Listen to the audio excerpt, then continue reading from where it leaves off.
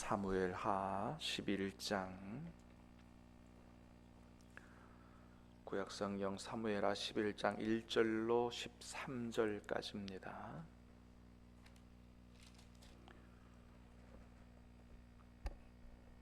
사무엘하 11장 1절로 3절 13절까지 말씀을 받겠습니다.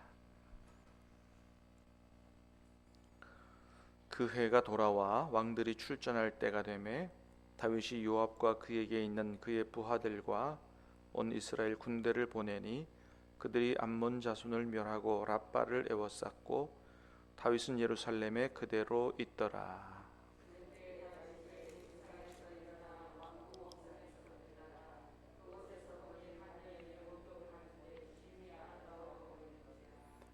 다윗이 사람을 보내 그 여인을 알아보게 하였더니 그가 아뢰되 그는 엘리암의 딸이요 햇사람 우리아의 아내 밧세바가 아니니까 하니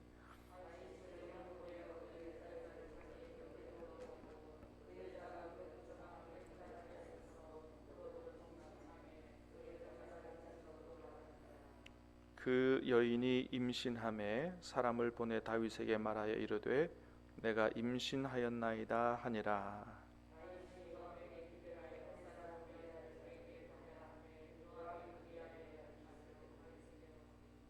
우리아가 다윗에게 이르되 다윗이 요압의 안부와 군사의 안부와 싸움이 어떠했는지를 묻고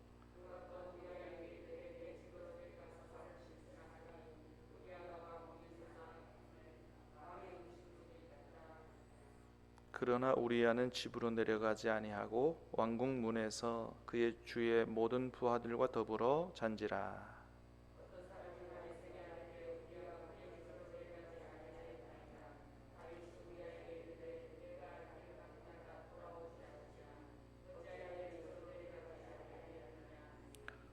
우리아가 다윗에게 이르되 언약궤와 이스라엘과 유다가 야영 중에 있고 내 주 요압과 내 왕의 부하들이 바깥들에 진치고 있거늘 내가 어찌 내 집으로 가서 먹고 마시고 내 처와 같이 자리이까? 내가 이 일을 행하지 아니하기로 왕의 살아계심과 왕의 혼의 살아계심을 두고 맹세하나이다 하니라.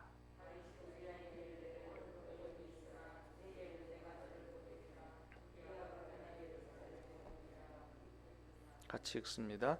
다윗이 그를 불러서 그로 그 앞에서 먹고 마시고 취하게 하니 저녁 때에 그가 나가서 그의 주의 부하들과 더불어 침상에 눕고 그의 집으로 내려가지 아니하니라. 아멘. 오늘 말씀은 우리가 너무 잘 아는 그런 말씀이죠. 다윗이 우리의 아내 밧세바를 범하게 되는 아주 안타까운 그런 내용이죠. 우리가 어제 말씀에서 본 대로 하나님은 신실하게 하나님 앞에서 행하는 다윗에게 아주 생각지도 않았던 큰 축복을 주셨다. 다윗이 암몬 아람 연합군을 이김으로 말미암아 시리아 팔레스타인의 패권을 장악하게 되는, 그래서 거의 주변 나라들이 다 이 다윗에게 조공을 바치고, 그래서 이제 그쪽 동네에 거의 아주 최고의 힘을 가진 왕이 되는 이런 축복을 허락하셨는데, 참으로 안타깝게도 큰 힘을 가졌던 다윗이 오히려 하나님 앞에 범죄하게 되는 이런 모습을 오늘 하나님 말씀을 통해서 보여주고 계십니다. 자, 1절 말씀을 다시 보겠습니다. 시작.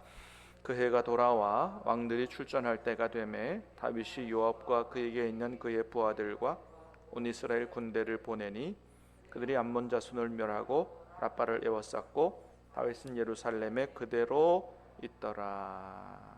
2절도 보겠습니다. 시작.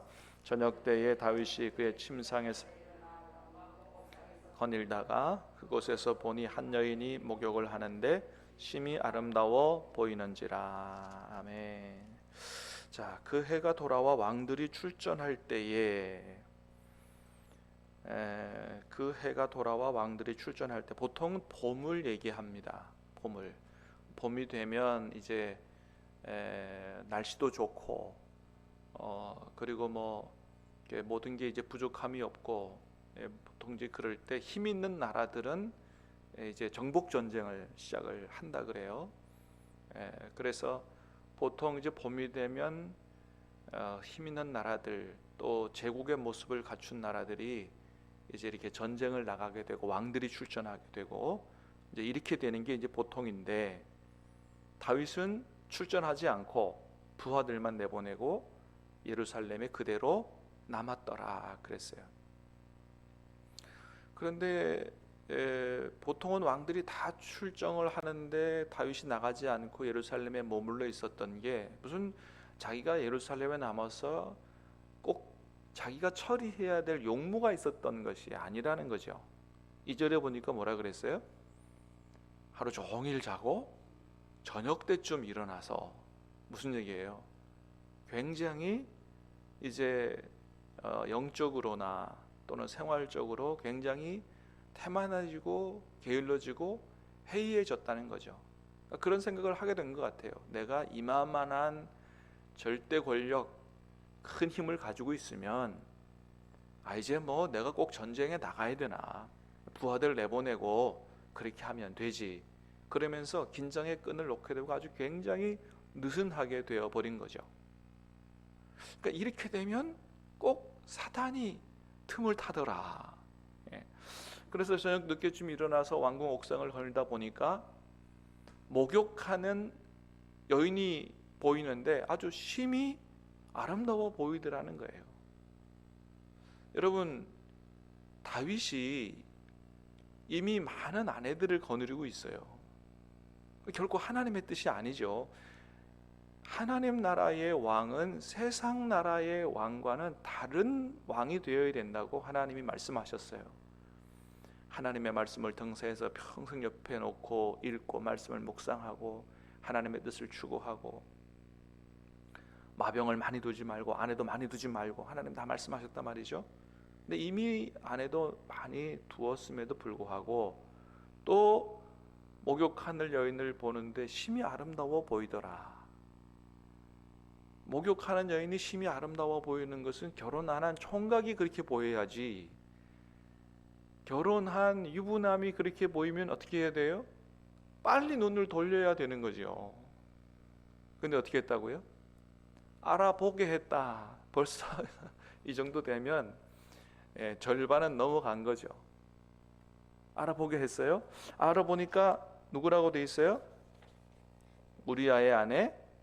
3절 읽어봅니다. 시작. 다윗이 그 사람을 보내 여인을 알아보게 하였더니 그가 아뢰되 그는 엘리암의 딸이요 햇사람 우리아의 아내 밧세바가 아내니까. 알아보니까 처녀도 아니에요. 햇사람 우리아의 아내 밧세바다. 유부녀인 거죠, 유부녀. 그러면 어떻게 해요? 여인이 심히 아름다워 보이는 것을 넘기지 못했다고 해도 유부녀인 거를 알았다면 어떻게 해요? 다시 한번 마음을 접어야 되죠. 근데 이미 벌써 마음의 절반쯤 넘어간 상태이기 때문에 이게 한번 이제 영성이 무뎌지고 양심이 무뎌지고 욕망이 춤을 추기 시작하면 이게 멈추기가 쉽지가 않은 거죠. 그걸 그대로 보여주고 있어요. 그래서 유부녀인 걸 알면서도 4절에 보니까 뭐라 그랬어요? 데려와서 더불어 동침하게 됐다. 결국은 이제 일을 낸 거죠. 자, 이 정도 되면 하나님을 믿는 사람이라면 어떻게 해요? 양심의 가책이 들어야 되죠. 일말의 양심이라도 있을 거 아니에요. 정말 하나님 믿는 사람이라면 일말의 양심의 가책을 느끼고 이 순간에 하나님 앞에 하나님 내가 잘못했습니다, 회개하는 모습이 보여되지 않겠어요? 요셉 같은 경우는 기대할 수 없다고 하더라도, 요셉은 보디발의 아내가 유혹을 할 때 어떻게 했어요? 그때 영성이 깨어 있었죠. 내가 어찌 큰 악을 행해서 하나님 앞에 범죄하리까 라고 하면서 그 유혹에서 이겼잖아요. 이미 다윗은 졌어요. 일을 버렸어요. 그러면 이 정도 되면 하나님을 믿고 일말의 양심이 있으면 회개해야 되죠. 자, 그런데 임신하게 됐다는 소리를 듣자 어떻게 합니까? 자, 6절, 6절 7절, 자, 7절 8절 읽어보겠습니다. 시작. 우리아가 다윗에게 이르매 다윗이 요압의 안부와 군사의 안부와 싸움이 어떠했는지를 묻고 그가 또 우리아에게 이르되 내 집으로 내려가서 발을 씻으라 하니 우리아가 왕궁에서 나가매 왕의 음식물이 뒤를 따라 가니라. 우리아, 전쟁터에 있는 우리아를 불러다가 자기 의도는 탁 숨긴 채 어떻게 했느냐 물어보나 마나 굉장히 치열했다 그러겠죠. 오늘은 집에 가 쉬어라. 그러니까 이제 집으로 보내가지고 아내하고 자기하고 그리고 완전 범죄를 이제 꾸미려고 하는 거죠. 완전히 사악한 사람이 되어버린 거예요. 여러분, 다윗이 누구예요? 다윗이 정말 하나님이 기뻐할 만한 영성을 가진 사람 아니었어요. 정말 내 마음에 합한 사람이라고 하나님이 얼마나 기뻐하시고 또 그런 모습을 이제까지 보여줘 왔죠. 사울 왕에게 쫓겨다니면서도 그 어려운 상황에서도 언제나 하나님을 의지하고 하나님께 묻고 여쭙고 이렇게 해서 신실하게 어느 누구보다도 하나님을 잘 섬겼던 다윗이 이런 모습 어디로 간지조차 흔적도 안 남고 완전히 사악한 사람으로 욕심투성이인 사람으로 이렇게 변해버렸다고 하는 것입니다. 자, 그렇게 해서 집으로 내려가라 그랬더니 우리아가 어떻게 했어요? 안 내려갔다는 거죠. 그래서 다시 부릅니다. 왜 안 내려갔느냐? 그랬더니 뭐라 그래요? 자, 11절 말씀 보겠습니다. 시작. 우리아가 다윗에게 아뢰되 언약궤와 이스라엘과 유다가 야영 중에 있고 내 주 요압과 내 왕의 부하들이 바깥들에 진치고 있거늘 내가 어찌 내 집으로 가서 먹고 마시고 내 처와 같이 자리이까?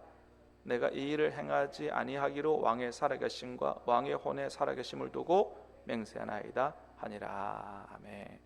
여러분, 우리아가요 대답하는 거 보세요. 야, 이게 얼마나 신실하고 충성스러운 멋진 이런 사람이에요.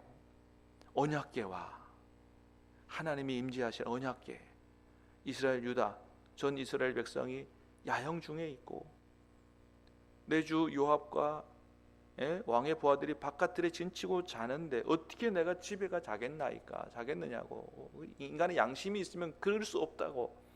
그러면서 집을 코앞에 두고도 안 가고 병사들과 함께 군사들과 함께 잤다는 거 아니겠어요? 정통 이스라엘 사람도 아니고 햇사람이었던 사람이 하나님을 알게 돼서 이렇게 이스라엘 사람으로 전향한 이런 사람조차도 이러는데 다윗은 그 햇사람이었던 우리야보다도 못한 사람이 되어버렸다는 것이죠. 여러분, 오늘 본문을 통해서 하나님 우리에게 뭘 말씀하세요? 우리도 하나님을 신실하게 잘 섬기던 우리도 얼마든지 이렇게 될 수 있다고 하는 것을 말씀하는 겁니다. 그래서 절대로 내가 하나님을 잘 섬긴다고 영적으로 교만하고 자만하면 안 된다는 거예요. 얼마든지 넘어질 수 있다. 사랑하는 여러분, 저와 여러분이 늘 성령에 충만해서 영적으로 깨어있게 되기를 주님의 이름으로 축복합니다. 그렇지 않으면 다윗도 넘어지는데 우리도 얼마든지 넘어질 수 있다는 사실을 기억해야 된다. 절대로 영적으로 자만해서 안 된다는 겁니다. 그래서 항상 우리 안에 계신 주님을 바라보고 영적으로 친밀하게 교제하고 동행하고 주님의 지배를 받는 성령 충만한 삶을 계속해서 이어나가는 삶을 살아야 되지. 하나님이 크게 축복하실 때, 모든 일이 잘 될 때, 힘이 있게 될 때, 이때 조심하지 않고 더 열심히 깨어있어 기도하지 않고 성령 충만하려고 하지 않으면 영적으로 해이해지게 되고 그 틈을 타서 사단이 들어오게 되고 얼마든지 큰 범죄를 저지를 수 있다라고 하는 사실을 다윗의 모습을 그대로 보여주면서 우리에게 교훈하시는 거예요. 이렇게 될 수 있다는 사실을 기억해라. 또 하나는 뭐예요? 힘이 있고 하나님의 복을 받을 때 더욱 조심해야 된다 라고 하는 것을 얘기하는 것입니다. 옛날에 그 하늘에 속한 사람인가요? 중국 사람인데 크리스찬인데 그 중국 그 공산당 밑에서 하나님을 지하교회 하나님을 섬기다가 굉장히 옥에 갇히고 옥고를 치른 이런 사람이 하늘에 속한 사람이라고 하는 책을 낸 사람인데 이름이 지금 잘 기억이 안 나는데 그 사람이 그런 얘기 했다는 얘기를 들었어요. 자기는 이 공산당 치하에서 예수 믿느라고 뭐 옥에도 갇히고 많이 고생을 하지만 오히려 그 사람이 한국 크리스찬들을 더 걱정한다는 거 아니겠어요? 예수 믿고 믿음 지키는 거 공산당 치하에서 이거 내 견뎌낼 수 있다, 이길 수 있다는 거죠. 그런데 저렇게 풍요로운 물질이 풍성한 자본주의 사회에서 과연 믿음이 흔들리지 아니하고 영적으로 해이해지지 아니하고 하나님을 잘 섬길 수 있겠느냐, 오히려 자신은 한국 크리스찬들이 더 걱정스럽다는 얘기를 했다는 것이죠. 그래서 믿음 지키기가 어떤 때가 더 어렵느냐, 환난이 오고 어려움이 오고 그때보다도 오히려 모든 일이 다 잘 되고 힘이 있게 되고 성공하게 되고 이럴 때 더 믿음 지키기가 어렵다라고 하는 것을 이야기했다 그러는데, 여러분 오늘 말씀을 통해서 하나님 우리에게 그것을 말씀하신다.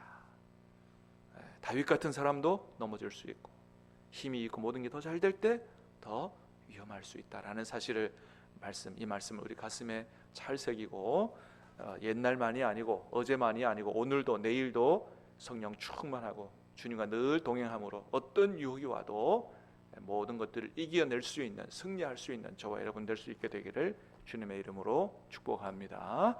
기도하겠습니다. 은혜로우신 주님 감사합니다. 오늘 이 아침에도 우리에게 생명의 말씀을 주시고 그렇게 성령 충만하던 다윗이 모든 일이 다 잘 되고 힘이 있게 될 때 오히려 넘어지고 하나님 앞에 큰 범죄를 저지르게 된 것을 하나님 우리에게 보여주시고 또 이것을 통해서 우리에게 말씀해 주시니 감사합니다. 아버지 하나님, 우리는 다윗의 전철을 밟지 않도록 은혜를 베풀어 주시옵소서. 성령 충만하게 날마다 주님과 함께 동행하는 성령 충만한 삶, 주님의 지배와 주님의 인도를 받는 삶을 살게 해 주시옵소서. 절대로 돈의 권력의 힘에 취하지 않도록 도와주시고 우리의 영성과 양심이 힘을 잃지 않도록 주님 은혜 베풀어 주셔서 어떤 유혹이 와도 하나님 오직 주님만을 사랑하고 주님의 뜻대로 살아갈 수 있는 우리가 다 될 수 있도록 우리의 삶을 인도해 주시옵소서. 오늘 하루의 삶을 주님께 전적으로 의탁하오며 예수님 이름으로 기도하옵나이다. 아멘.